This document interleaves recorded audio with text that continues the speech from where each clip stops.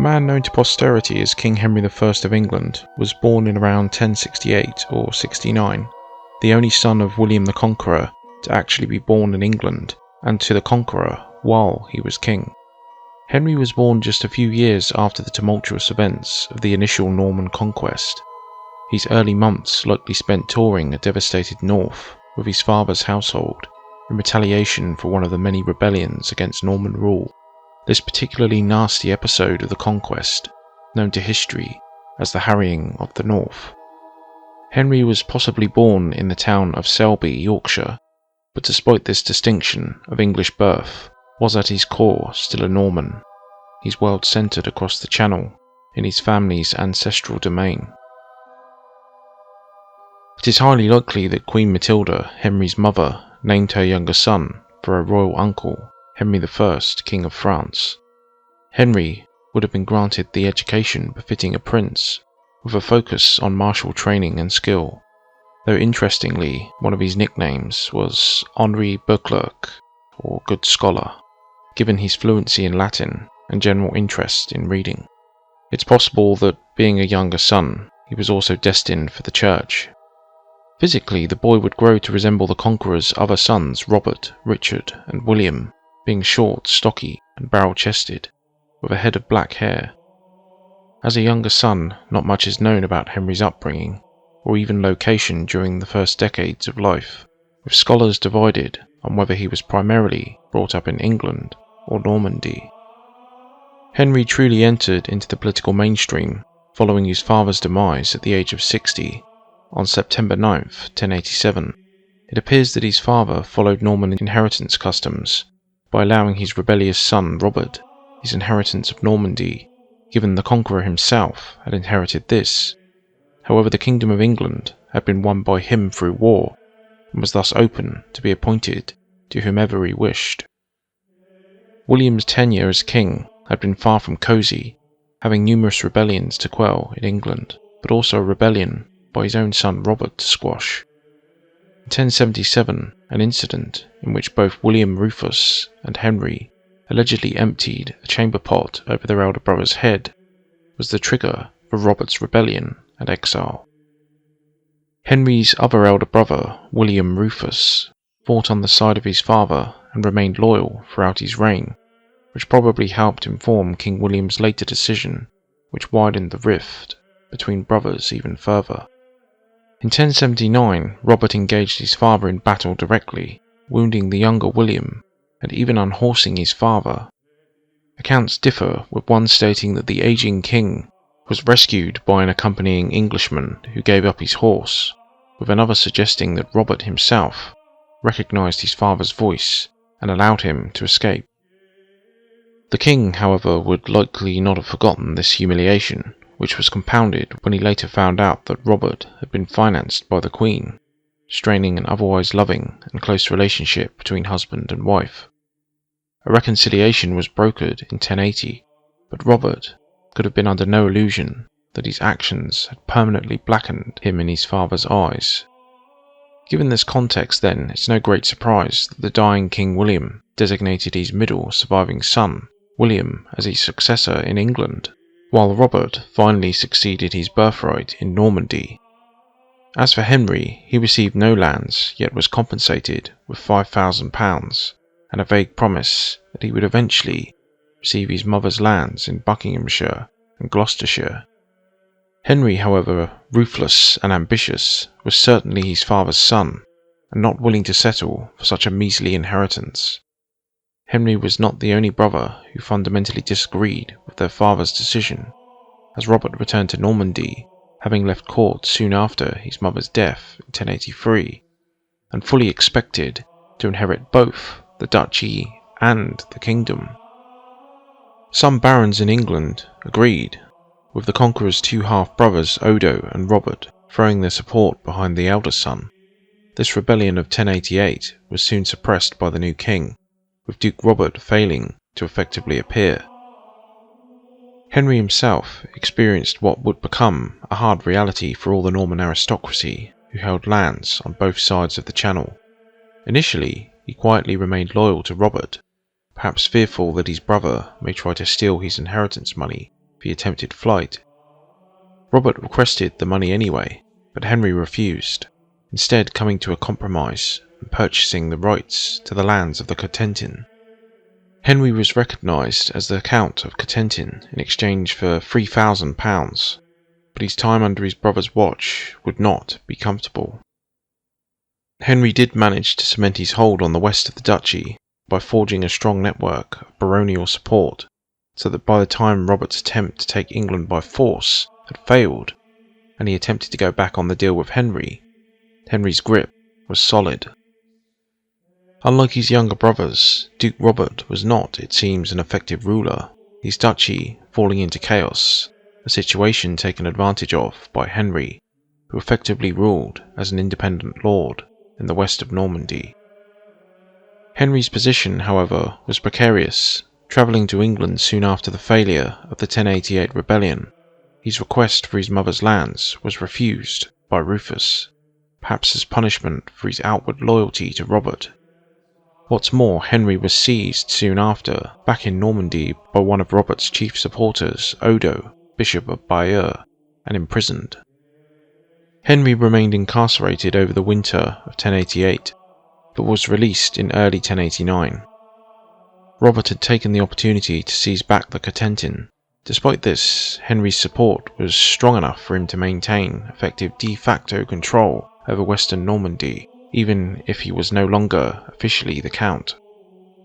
The war of his brothers continued, with Rufus too outmatching Robert as a politician by fostering baronial support within the duchy itself and in Ponthieu next door. Robert bolstered his own support with an alliance with Philip I, King of France. In 1090, Henry demonstrated his ruthlessness. Rufus made his move by prompting Robert's vassal in Normandy, Conan Pilatus, to rebel, which he did, attempting to seize the capital of Rouen.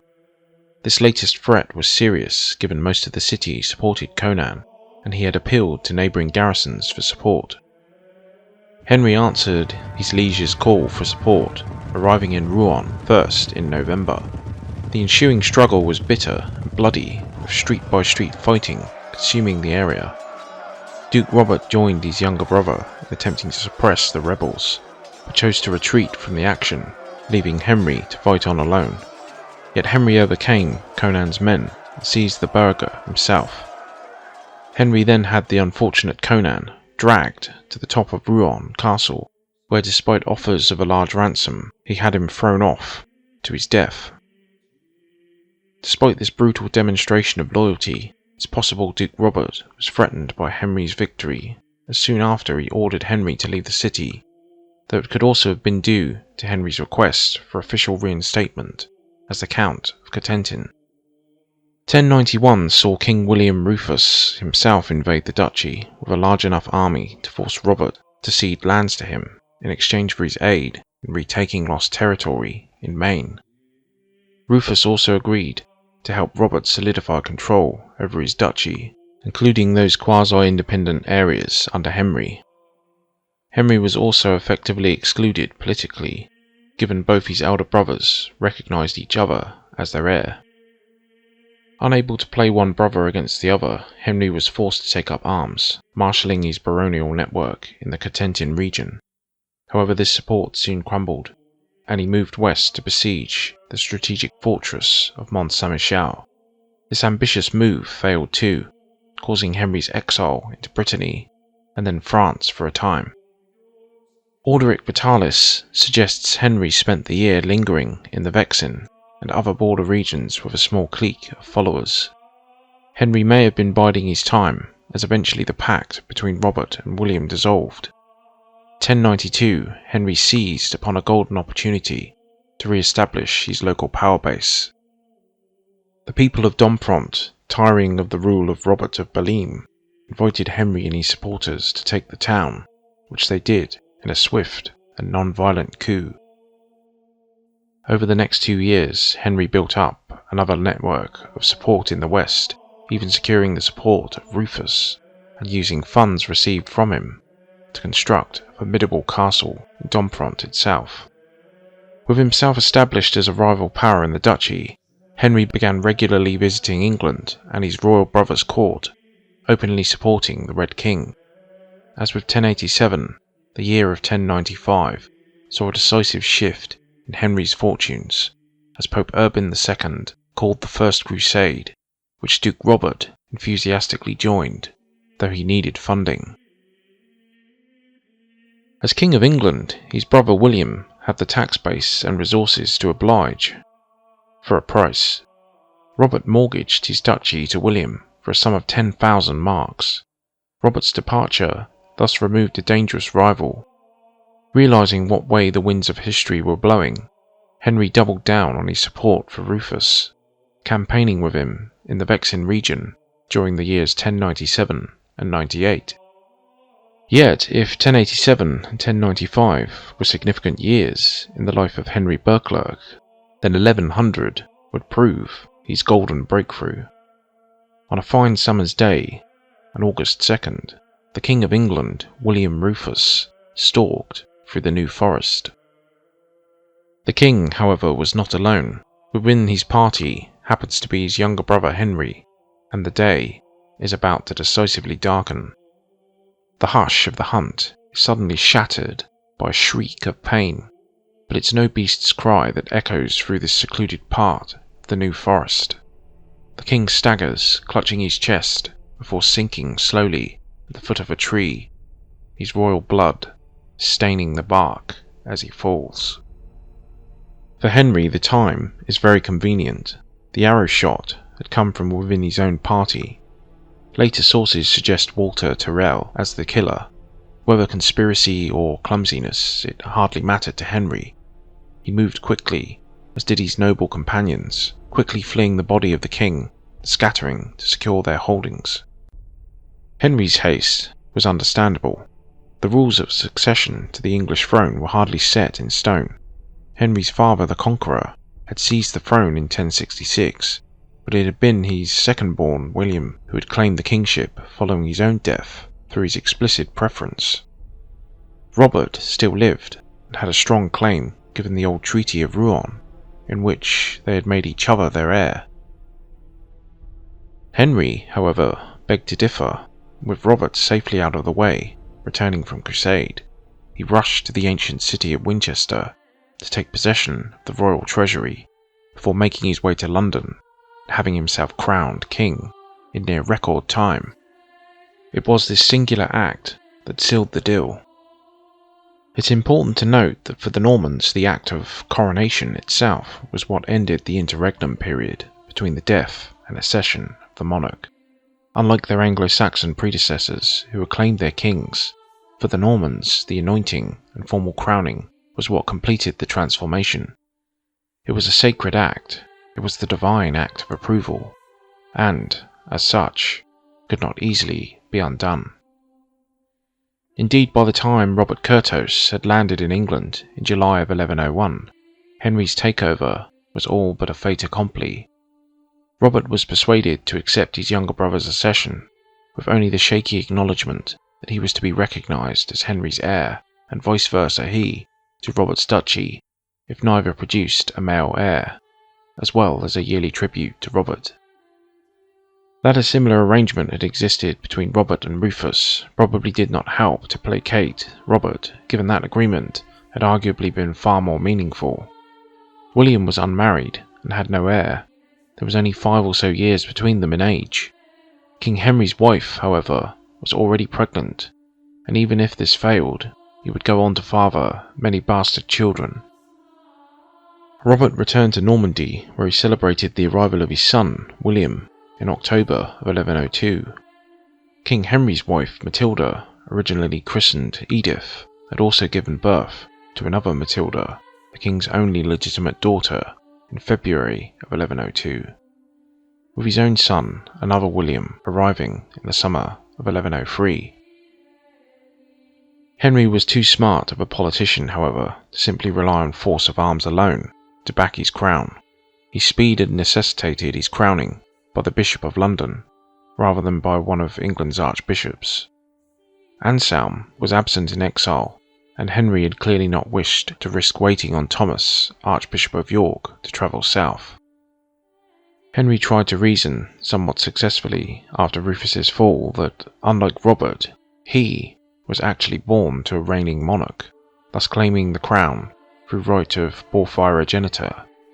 Henry gained the support of Henry de Beaumont and Robert of Milan, which seems to have tipped the balance with the barons reluctantly supporting him. Henry further strengthened his hold by issuing a charter perceiving the unpopularity of his brother's regime, in which he overtaxed the barons.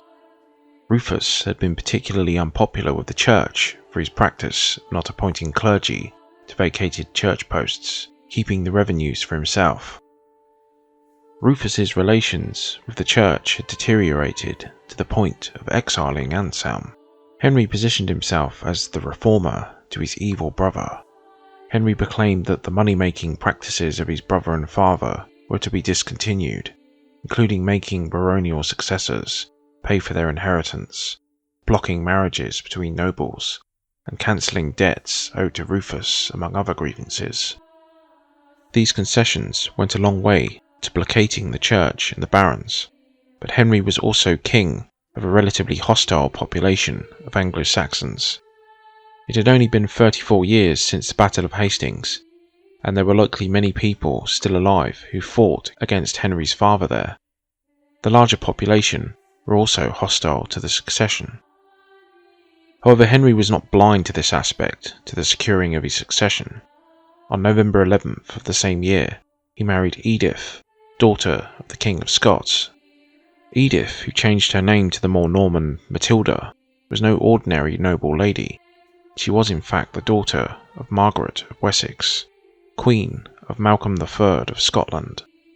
Margaret was a direct descendant of King Alfred the Great, being a scion of the true Anglo-Saxon line of kings, thus making her daughter Edith of English royal blood too. Her mother was the daughter of Edward the Exile, the son of King Edmund Ironside, the Anglo-Saxon warrior king who fought Canute in a series of battles way back 1015 to 16. This match would thus ensure that any children sired would share the royal blood of both William the Conqueror and, more importantly, the native House of Wessex. This proved popular with the native English, though was generally frowned upon by the Norman elite.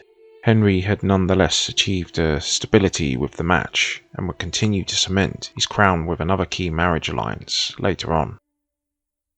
With both brothers siring legitimate sons, any mutual succession agreement was dead in the water. Interestingly, perhaps tellingly, the sobriquets given to both Williams indicate the continuing ambition of both fathers. Robert's William, known as Clito, which derives from the Latin Incletus, and Henry's son, known as Atheling, a Norman-French corruption of the Anglo-Saxon Atheling, with both roughly translating as kingworthy or of royal blood. But despite these royal ambitions on the part of his son, Duke Robert had far more immediate problems in his duchy, with his magnates factionalized in petty disputes.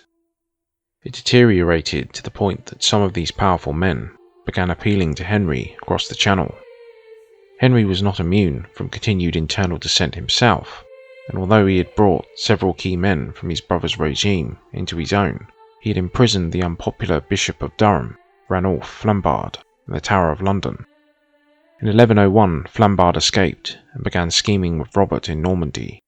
Many of the Norman elite in England were also shaky in their allegiance, or openly supportive of Robert as king. Henry moved with Anselm's support to deprive Flambard of his bishopric, and moved to Pevensey to contest an expected landing of Robert's army. Alarmingly, though many English levies and knights joined Henry here, many barons were conspicuously absent. Despite the lack of support and Robert's unexpected landing further down the coast in Portsmouth on July 20th, the Duke did not move quickly to seize Henry's treasury at Winchester. This differing allowed Henry to intercept him and his host.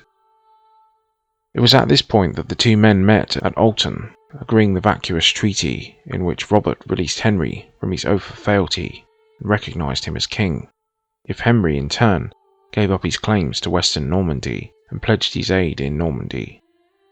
This was also the agreement that stipulated the mutual succession of either to the other's lands if either died. However, Prince William's birth in 1103 obviously made Robert's succession to Henry null and void. Henry was not idle in punishing those barons who had sided with his brother, notably banishing Robert of Boulogne in 1102, forcing him and his brothers to flee to Duke Robert. Henry was also busy in other ways too, famously fathering many illegitimate children before and during his marriage to Matilda. As many as 9 sons and 13 daughters were sired, 2 of which he used to forge marriage links with nobles in Normandy in 1103. Robert's position continued to deteriorate, with his duchy falling into factionalism and chaos, nobles splitting between pro-Henry and pro-Robert factions in open warfare. Henry landed a sizable force in November of 1105. He managed to take over a significant portion of western Normandy, capturing Bayeux and Caen, but halted due to problems back home concerning the investiture controversy. This gave Robert precious breathing space.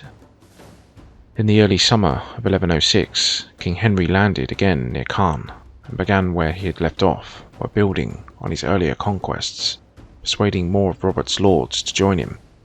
Robert, by contrast, was losing control of his duchy and felt driven to act. He was informed that his brother was besieging the castle at Tinchebray, and so moved to confront him there. Robert arrived in the area close to Henry's host by late September, and the 2 hosts encamped a decent distance apart. Unlike at Alton, however, talks broke down, with Henry maybe feeling he had a superior position. He thus refused to abandon the siege. Left with little choice, Robert had to act to retain his power in the duchy, with a pitched battle the only decisive way to stymie his royal brother's ascent. The Duke divided his army into 2 lines, consisting of Norman cavalry and supporting foot. Robert of Boulogne headed the ducal reserve and was given the discretion of attacking at the key moment. King Henry divided his army into 3 lines, with the Earls of Leicester and Surrey commanding the 2 main groups. Henry, knowing he had more of the crucial cavalry, did not want to squander this opportunity of battle by giving his brother the advantage for defensive posture. He wanted Robert to attack. With this in mind, Henry ordered his mounted knights in the main lines to dismount, fight on foot, thus giving Robert the illusion of mounted superiority. Importantly, however, Henry held back a significant reserve of knights in the 3rd group on his flank under Elias of Maine. The ruse worked, and it was Robert who initiated hostilities, ordering his first line to attack, smashing loudly to Henry's awaiting knights. The fighting then devolved into a bloody slugging match, with Robert's mounted knights beginning to pressure Henry's dismounted knights. However, though close to losing its cohesiveness, the royal lines held, with support from some infantry reserves. Acting quickly, knowing that this balance in force could not hold, it was the king who seized back the initiative and ordered his hidden mounted reserve to attack Robert's flank. Elias thundered out from his deep cover, smashed into Robert's unprotected flank, surprising the bloodied and spent knights of his first line. Despite this shock, all was not lost if Robert's ally and commander of his second line now charged to his aid as was planned, and thus turned the tide of the battle. Yet Robert of Boulogne did not oblige to the Duke's likely horror. Boulogne may have seen such an act as a lost cause and instead fled the field, leaving Robert to his fate. This treachery was the decisive moment, leading to the total collapse of morale in Robert's infantry, which routed, leaving their Duke and his knights locked into a deadly battle for life, only to be surrounded, killed, and in many cases captured. Robert himself fought bravely and was taken along with William the Count of Mortain and Edgar Atheling, the uncle of King Henry's wife. This battle was a turning point in Henry's reign, definitively sealing his control of both his father's kingdom and duchy, uniting the domains for the first time since 1087. His brother was sent back to England in irons, where he would spend the remaining years of his long life in prison. Despite Duke Robert's capture and incarceration, his son William Clito was spared immediately after events, an uncharacteristic mistake that would prove costly to the security of Henry's rule. Henry spent the next few years consolidating his rule, continuing to groom his only son and heir, William Atheling, to be his eventual successor. Meanwhile, opposition to Henry in Normandy did not collapse following Tinchebray, but merely coalesced around Duke Robert's son, William Clito. Meanwhile, Henry proved a good ruler, travelling extensively with his court around England and Normandy to enact justice. His justice was a fought-for revision of his father's famed ruthlessness. Henry clamped down on those found guilty, debasing the coinage by inflicting harsh corporal punishments. Many appointees to his government were also new men of relatively low stock, likely a deliberate attempt to bind such men closer to him, rather than having disloyal, established men around him. It is in Henry's reign that the office of Chancellor of the Exchequer derives, which is still in use today. The Exchequer was simply the table used to calculate taxes and goods.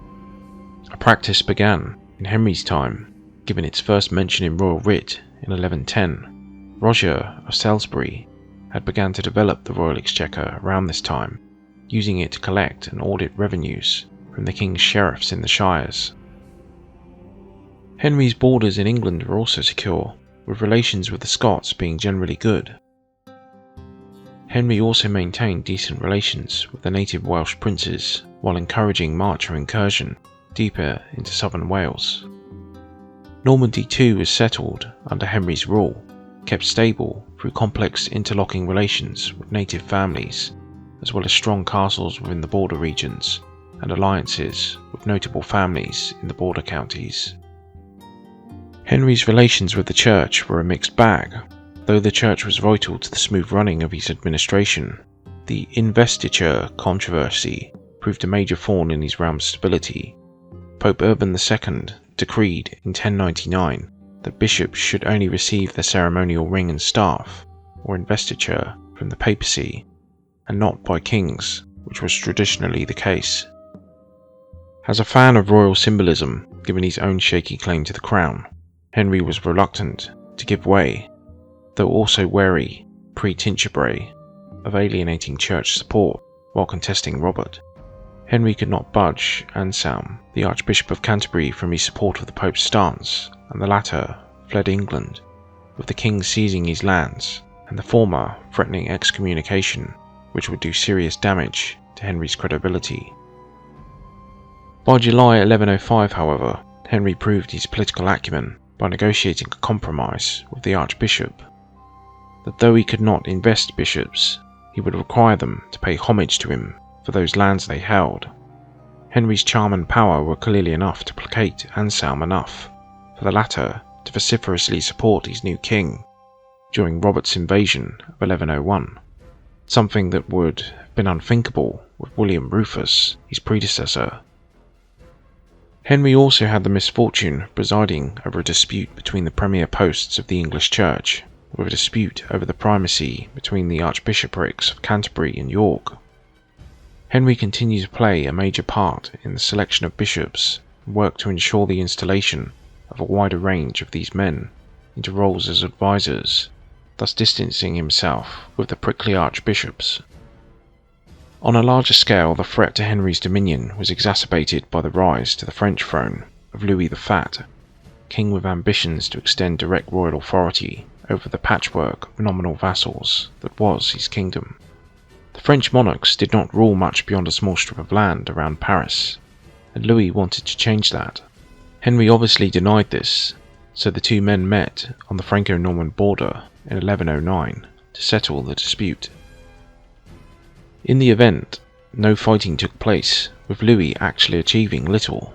The castles guarding the road from Paris to Rouen still remained in Henry's possession, and the King of England even strengthened his position by forging an alliance with Brittany on his western border and having Louis formally recognise his suzerainty over Maine to his south. By 1115, however, Henry's project of dynastic security, so carefully cultivated since the start of his reign, was unravelling before his eyes. Despite his gains, Henry still needed the recognition of Louis if his line were to be secure in their holdings. Having installed his son William as his successor in Normandy as Duke was not enough, as his nominal overlord, with the support of the Count of Flanders, elected to back William Clito, the son of the previous Duke, Henry's brother Robert Curthose, who still languished in captivity back in England. In the next years, the situation deteriorated for Henry, with border skirmishes devolving into a defensive campaign, as he not only faced Louis raiding his own border, but also the efforts of Baldwin of Flanders, the patron of Clito, and Fulk of Anjou to the south, who even inflicted a defeat on him at Alencon. This defeat inflamed the opposition to Henry from Norman nobles, which required his deeper involvement in local politics, even to the detriment of important events. Indeed, Henry was too busy in Normandy to even attend the funeral of his queen, Matilda, in 1118. This campaign and his political efforts did, however, begin to pay off. Luckily, Baldwin of Flanders succumbed to wounds in the summer of 1118, temporarily granting Henry a respite on this front. He also arranged the marriage of William, his son, to the daughter of Fulk, Count of Anjou, in the spring of 1119. Fulk also permanently departed the area for the Holy Land to take up the title of King of Jerusalem, thus removing this threat from the south and even leaving Maine back under Henry's effective control. With matters temporarily calmed, King now assembled around 500 knights and headed back to raiding the French borderlands. It was here that Henry learned of a French incursion in the same area. Such an opportunity was hard to dismiss, and Henry moved his contingent to the stockade farmstead of Bremule, which straddled the old Roman road and had a thick, wooded area nearby. Louis quickly realised that Henry was close and moved to meet him to settle their dispute. Having slightly less knights at around 400 men, Louis was accompanied by the young William Clito himself, heir of Robert Curthose. The French force was divided into 3 lines, with Louis commanding the rear. Interestingly, much like at Tinchebray, Henry did have a slight advantage over his opponent, but instead of relying on this alone, ordered most of his men to dismount and form a tight defensive line between the farmstead and the thick wooded area nearby, which guarded his flanks. But Henry did retain a small vanguard of cavalry who remained rooted in the saddle. The battle began when Louis sent his first line of knights forward. These were met by Henry's vanguard of mounted knights. This melee saw the Norman side fall back under the pressure, emboldening Louis's knights to renew their assault on Henry's main line of dismounted troops. This time, however, they met with little success, as, much like at Tinchebray, Henry's knights resisted the charge doggedly, unhorsing, capturing many enemy knights in the process. Seeing this defeat, the French knight ordered his second line forward, which was once again met by Henry's battered vanguard. This time, however, not only were the knights defeated, but they were also shattered and dispersed, leaving Henry's main force to face the renewed assault of the reforming French knights. This second charge was noticeably more ferocious than the first. However, Henry's tight command and the character of his own men shined through, with his infantry holding firm and slowly gaining the upper hand over their French foes. It was now that Louis, perhaps shaken by the defeat of around a third of his forces, chose to withdraw the remainder. The Norman casualties were small, with only a reported 3 losses compared to the 140 French knights, which stacked up a hefty slew of ransoms for the Norman contingent. What's more, Louis eventually settled with Henry on the issue of the ducal succession, having his son, William Atheling, recognised by Louis as the heir to the duchy. Now, after nearly 2 decades of struggle, Henry could finally say he had the dynastic succession settled for all time. His son William, who embodied the bloodlines of both the houses of Normandy and Wessex, will inherit both the kingdom and the duchy held by his illustrious father. However, sadly for Henry, this was not to be, as disaster would dispel this fondly held hope on the rocks just outside of Barfleur harbour.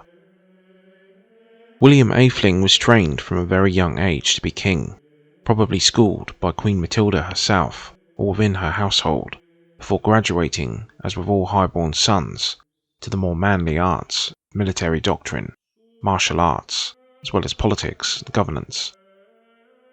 By 1113, young William was already entering into the public sphere, attesting royal documents. At around 12 years of age in 1115, he received the homage of the Norman barons in the duchy, and then for England itself in March of 1116. Following the death of his mother in 1118, he was even named Henry's regent when his father ventured into Normandy. William was even proving useful in securing Henry's border through his betrothal to the daughter of Count Fulk of Anjou, whom he married in the June of 1119. Yet despite the fact that Henry was fertile and productive, these overactive loins producing an abundance of bastard children, he only sired 2 legitimate offspring with the Queen, a boy and a girl. The girl would become immensely important in time, as we shall see, but it was on the boy that the hopes of this new Anglo-Norman dynasty hung. It was November 25th, 1120, some 2 decades into his reign. Henry was in Barfleur, along with a large section of his household, as well as many English and Norman nobles. It was afternoon, and he was awaiting the tide, when a certain Thomas Fitzstephen approached the king to offer passage in his own vessel, the White Ship. Thomas, perhaps in an effort to ingratiate himself in Henry's favour, even claimed that his own father had piloted Henry's father, William the Conqueror himself, 1066. Despite this fanciful claim, however, King Henry declined, though he was certainly impressed enough to allow Fitzstephen to pilot many others to England in his new ship, including his son William and much of the cream of the young Anglo-Norman nobility. Originally, the young Stephen of Blois, younger son of Theobald, Count of Blois, intended to board the White Ship, but, crucially, decided to wait for another vessel because of an upset tummy. Orderic Vitalis has it that Stephen disembarked due to the rowdiness of the passengers, but whatever the case, this was an extremely lucky turn of events that would prove disastrous in the long term for the peace and stability of England. The rowdy atmosphere was only exacerbated by William himself when the prince brought aboard a liberal supply of wine, which he dispensed to both crew and passengers. Events further conspired against William and his companions, given it was a moonless night with very little wind. Now behind the king's vessel, with an inebriated crew, perhaps eager to impress their rowdy and high-born passengers, the sleek and swift ship raced out of harbour in an attempt to catch, overtake, and beat the rest of the party back to England. Alas, they did not get far, as the vessel smashed into a well-known rock, which loomed just under the water's surface. Cold sea water gushed into the ship, rapidly capsizing it, with all the women certainly doomed to frozen, watery deaths, given their thick, heavy dresses. The men may have fared somewhat better to begin with, however sadly, they were too far out to swim back to shore, and yet close enough that their screams could be made out to the horrified onlookers back ashore. Onlooker is a generous description, given it is highly unlikely anybody was spotted, with only the terrible cries and faint thrashing of desperation cutting the cold, chill night air. In the event, just one man survived, a butcher from Rouen called Berold, who somehow managed to cling on to some wreckage through the night. It was possibly Berold who later reported the fate of the young prince himself. William had managed to get into a small boat, only to be overwhelmed and dragged under the waves by the weight of desperate survivors when he tried to wade back to save his drowning half-sister. Another probable apocryphal tale is that the White Ship's captain initially survived, though chose to sink to his death on learning that William Atheling had perished, rather than face the wrath of King Henry. If true, it was probably a wise decision. Henry had landed safely in Southampton, and made his way to Clarendon to await his son. Nobody dared to face the king with the news, until Theobald of Blois had an innocent young boy fall before the king and deliver the news, weeping, who, as a blameless child, would surely not suffer the king's wrath. Alderic Vitalis writes that Henry fell to the ground upon receiving the news, and was, quote, conducted to his chamber, where he gave free course to his bitterness and grief, end quote. A much later poem by Felicia Himans, He Never Smiled Again, probably encapsulates Henry's likely depression, not only the loss of his only legitimate son and heir, but also of his hopes for a clear and sure path to dynastic security. Whether or not Henry truly never smiled again hardly mattered in the long term, as now his carefully laid out plans for a peaceful succession were most decidedly in tatters. With no other legitimate heirs and his queen dead, Henry was forced to compromise his dream of an Anglo-Norman dynasty, acting quickly to marry again, though not to a woman of the old Anglo-Saxon bloodline. Henry married the young and beautiful Adeliza of Louvain in January of 1121, though remarkably, given the fertility of both husband and wife, no children would come from the marriage. Henry, though, could not have known this at the time. In 1121 he was around 52 years old. However, his new wife was just 18 and more than capable, in theory, of producing a new legitimate son. Henry was not delusional, though, and began to make plans for the worst. He did have another legitimate child, though questions immediately arose about whether a woman, even the daughter of a king and an empress, could or should rule a kingdom in her own right. If there was a woman who could, though, then it was Matilda. Born in 1102 as Henry's eldest child, Matilda was valuable as a key piece in her father's initial strategy for legitimising his own position. Negotiations of her marriage to Henry V, the future Holy Roman Emperor, resulted in a diplomatic triumph in 1110, when Henry's daughter was crowned 25th of July in Mantes. Matilda was just 8 years old, but the match did much to elevate Henry's prestige at home and abroad. In January of 1114, Matilda officially married King Henry V, her own rank raised to dizzying heights as the Empress of the Holy Roman Empire. In 1117, she even accompanied her husband into Rome itself, being crowned by the disputed Pope Gregory VIII.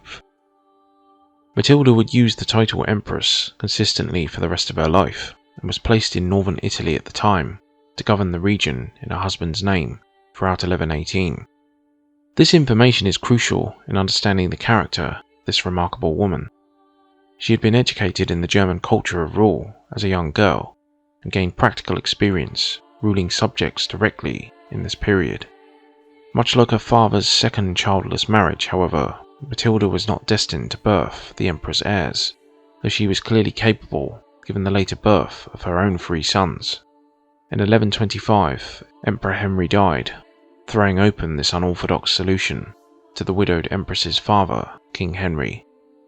After 4 years of marriage, the king had failed to sire a legitimate heir with Adeliza, and may have begun to consider male relatives, such as Stephen of Blois, the son of his sister Adeliza, as potential successors. He and Adeliza were close in age, and likely closer than the king had been with his brothers. Stephen was no doubt a favourite of the king, with Henry arranging a good marriage for him with Matilda, Countess of Boulogne, another decision that would prove decisive in the aftermath of his death. Theobald, Count of Blois, also lived and was an elder brother of Stephen, though he became Count of Champagne in 1125. If Henry considered either of these men, then he did not follow through on actually publicly designating either as his heir. Another obvious alternative was Robert of Gloucester, King Henry's most prominent, illegitimate son, who held extensive lands in both Normandy and England. Robert was a powerful magnate and was favoured perhaps on a par with his cousin Stephen, the legitimate nephew of the king. Robert had plenty of support, though, despite the fact that his grandfather, William the Conqueror himself, was a bastard, attitudes towards bastard inheritance had hardened and his succession would scarcely have ensured a peaceful realm if more legitimate contenders violently disagreed with Henry's decision.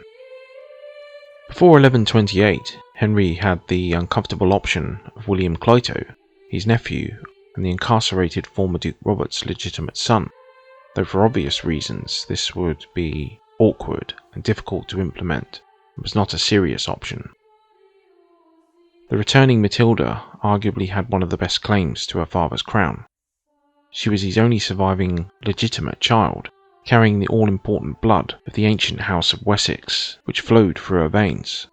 Like Henry himself, she could also claim legitimacy through porphyrogeniture, or being born to the purple, that is, being born to the reigning monarch. Matilda had been born after Henry became king, just as Henry had been born after his father's conquest of England, unlike his older brothers. Furthermore, Henry seemingly sealed the deal on January 1st, 1127, the gathering of his barons in London, following his Christmas court at Windsor. In attendance were King Henry, his new queen, still childless, and Matilda herself. One by one the key players filed in front of them to swear to uphold Matilda's succession. Among these men were William of Corbel, the Archbishop of Canterbury, the man who would presumably have the job of crowning Matilda when the time came. In addition, the King of Scots added his personal pledge, and he would later indeed prove to be a staunch supporter. Next to swear, and arguably the most important, was Matilda's cousin, Stephen of Blois, the king's favourite. First to swear among the lay nobility, it is undeniable that Stephen, who had narrowly escaped sharing William Atheling's watery death in 1120, did pledge to uphold his royal cousin's path to the crown and her father's duchy. Unlike Matilda, Stephen was not officially designated his uncle's heir, had other claimants above him, including his own brothers Theobald and the disabled William. He was not born to the purple and was not directly descended through a male line, which made him a distant prospect for his royal uncle. Despite all this, however, Stephen did have something going for him: his sex. In a world in which men ruled through military might, he was powerful, the Count of Boulogne, and had extensive landholdings in England. He was also popular and affable enough to make him a decent political operator. What's more, he did have a decent claim to the crown through his mother, and was, unlike Robert of Gloucester, King Henry's eldest son, legitimate. With this public designation of Matilda as his heir, King Henry may have uneasily breathed a sigh of relief. His heir's tragic death had done more damage than merely scuppering the succession, and Matilda would also prove useful in repairing his collapsing relations with the Angevins to the south of Normandy. William's marriage to Fulk, the Count of Anjou's daughter, obviously fell through, but in 1127 Henry arranged for the 26-year-old former Holy Roman Empress Matilda to marry Fulk's 15-year-old son, Geoffrey the Fair. This was an obvious major fall from grace for Henry's proud and politically experienced daughter. She would now marry, in 1128, the son of a count, when she had been the empress of an empire. She now went from ruling in her former husband's name to being the wife of a teenaged and inexperienced and relatively minor noble. Not surprisingly, the marriage was rocky. Within a year, Matilda returned to Normandy to her father's displeasure. Yet even with this rocky start, the marriage of Geoffrey and Matilda would ultimately prove successful, the two forging a cordial, if strained, business-like relationship centered around their sons. 1129 saw Henry's primary threat in that region, Fulk, leave to take up the title, King of Jerusalem, naming his younger son, Henry's own son-in-law, Count of both Maine and Anjou. The couple were reconciled in 1131, though the possession of particular castles in the south of Normandy, which the king had promised them as dowry for Matilda, were not handed over, causing tension in both the marriage itself and between them and Henry. Matilda may have been worried that her position as heir was undermined by a position so far south if her father should die. If this was a concern, then it was well founded.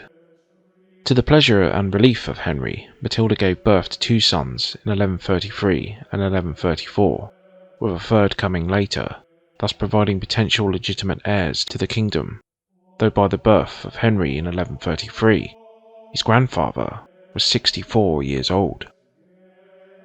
In 1135, relations between Henry, his daughter, and Geoffrey deteriorated, given Matilda and Geoffrey's lack of support in England and lack of a firm base in Normandy.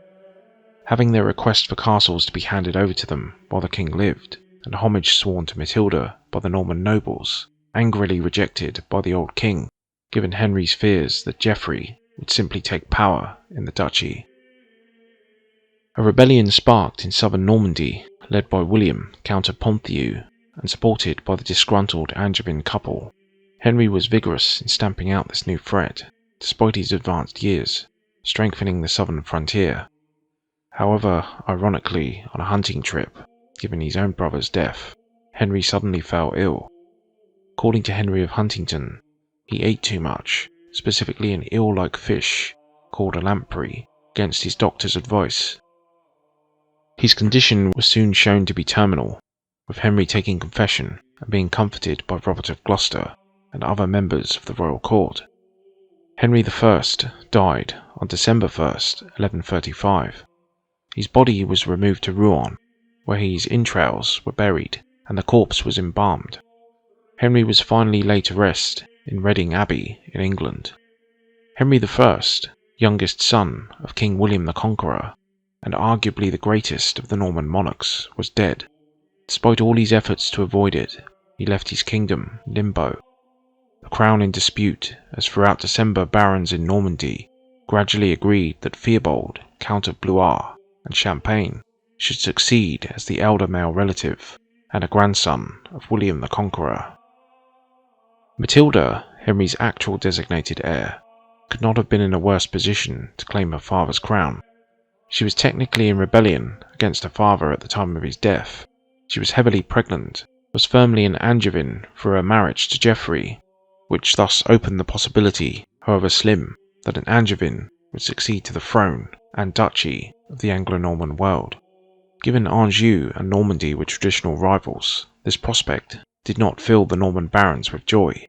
More obviously was that Matilda was a woman. Could she rule men, lead men in battle, or effectively defend the realm? Worse still, Matilda was located much further south than her potential rivals. But if the barons in Normandy expected a long journey to England to crown their man, they were surprised when news reached them in later December that another claimed the crown. Fortuitously for Stephen, not only did he have enough support and a claim to the throne for his grandfather, but he was also informed of his uncle's death first in his seat of Boulogne, much earlier than Henry's actual heir Matilda, who was with her husband Geoffrey in Anjou further south. Like Henry before him, Stephen was in a prime location to capitalise on the confusion of the succession, and move swiftly he did, with Boulogne being close to England. He landed in Dover around 5th of December and quickly moved to London, arriving around the 8th of December, just a week after the old king's death. The Londoners were particularly amenable to Stephen given his position as Count of Boulogne.